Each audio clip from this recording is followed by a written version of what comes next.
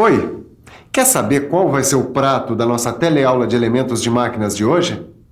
Então, preste atenção. Hoje a gente vai começar a estudar os elementos de vedação.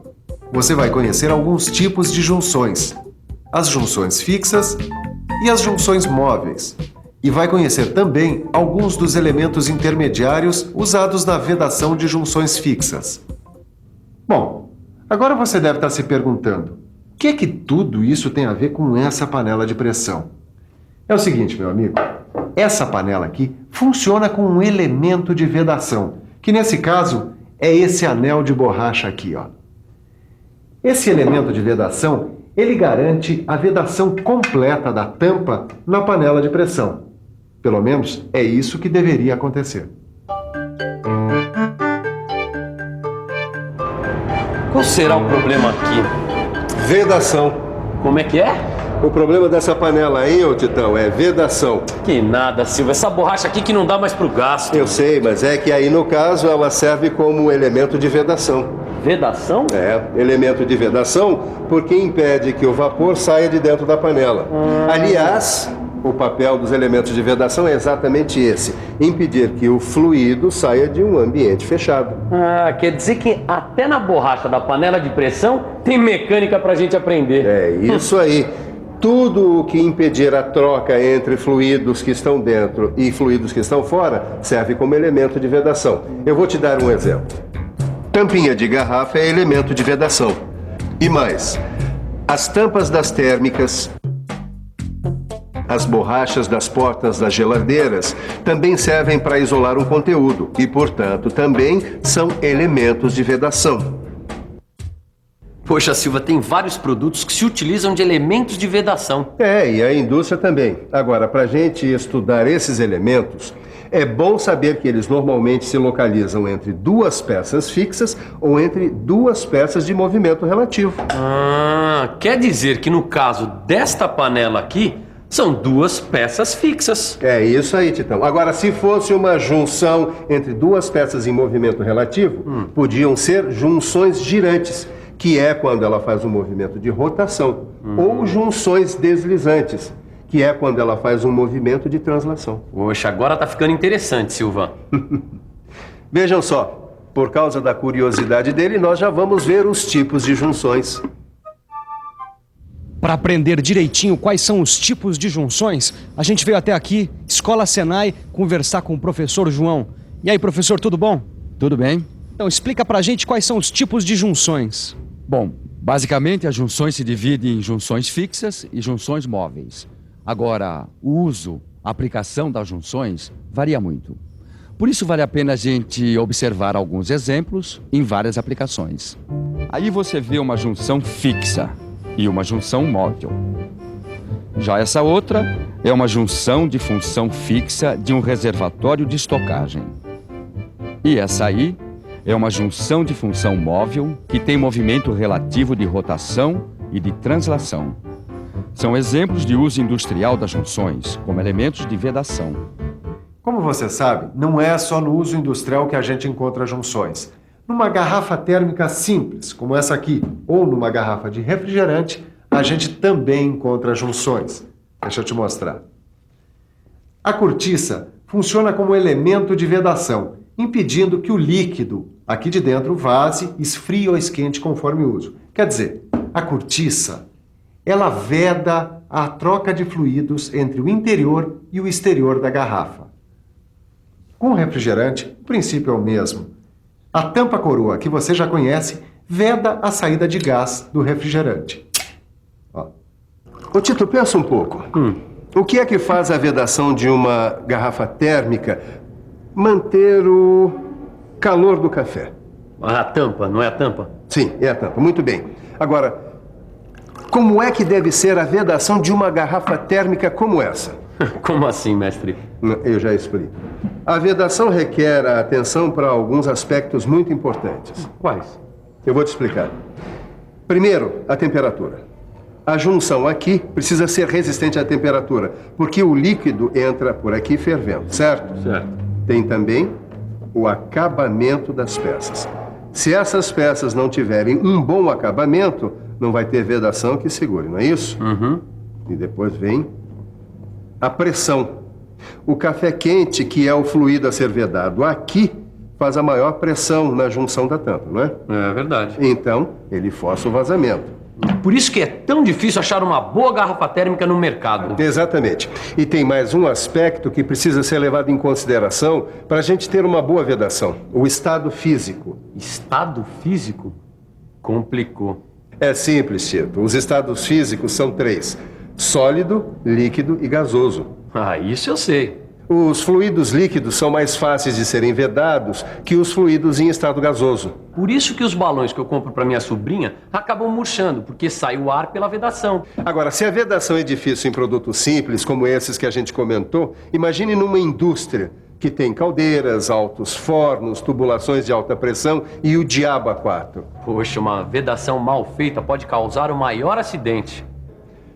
Mais uma razão para você aprender mais sobre os elementos de vedação das máquinas, estudando sua classificação. O professor João vai explicar pra gente como é feita a classificação dos elementos de vedação. Em 2 grupos: os elementos de vedação de junções fixas e os elementos de fixação de junções móveis. Como são os de junções fixas?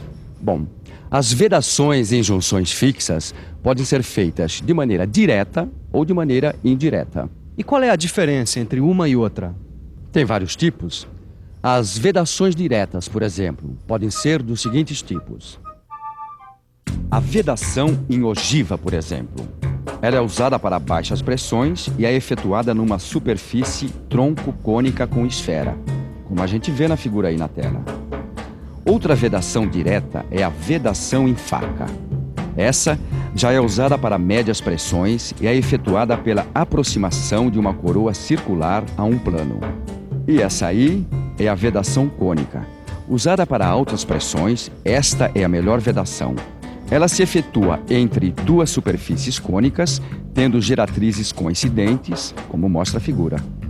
Mas me explica mais uma coisa. Além dessas vedações diretas, que foi o que a gente acabou de ver, as junções fixas também funcionam com elementos intermediários, certo? Certo.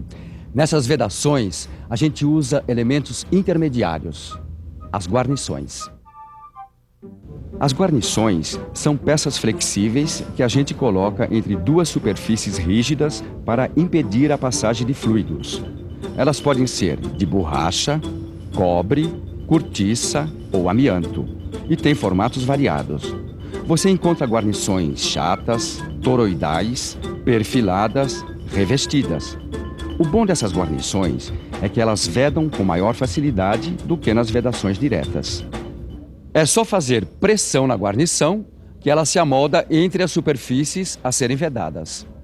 Bom, se você der uma boa estudada na aula de junções do seu livro, você vai encontrar uma tabela com uma descrição completa das guarnições para junções fixas. Agora, você vai ver alguns exemplos de aplicações dessas guarnições. Nessas flanges, repare que a guarnição plana se encaixa conforme o contorno das peças. Já nessa peça, a guarnição se encaixa numa outra posição. Agora, nessa guarnição para a junção fixa aí, que é conhecida como arruela Deutsch, o anel externo é de metal e o interno de material elástico. Veja o detalhe da ampliação. Ele mostra como a pressão deforma o anel elástico, aumentando a vedação. Por isso, a arruela Deutsch é muito usada na vedação de fluidos gasosos. Agora, Tito, a Deutsch é apenas um exemplo de guarnição para a junção fixa.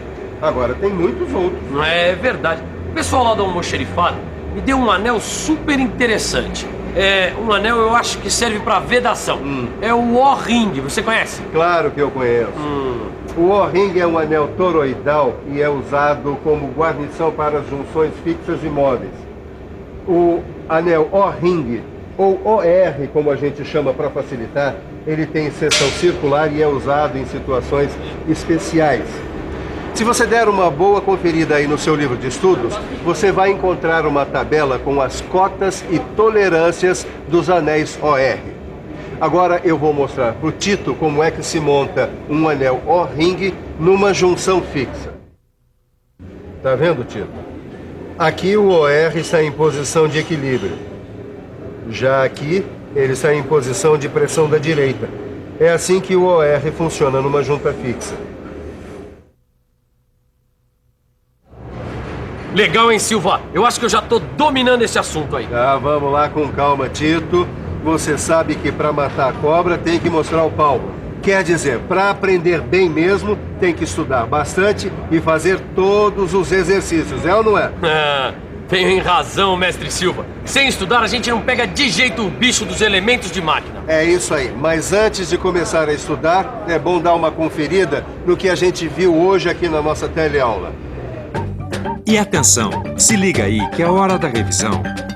Na teleaula de hoje, a gente começou a estudar os elementos de vedação. Você viu que existem vários tipos de junções, entre elas as junções fixas e móveis. E viu também que algumas junções funcionam com os chamados elementos intermediários, como é o caso das guarnições. E aí, gostou do prato dessa nossa teleaula? Então, pode ir se preparando. Quer dizer, pode ir estudando no seu livro, porque na próxima teleaula a gente vai ver mais elementos de vedação. Bons estudos e até lá!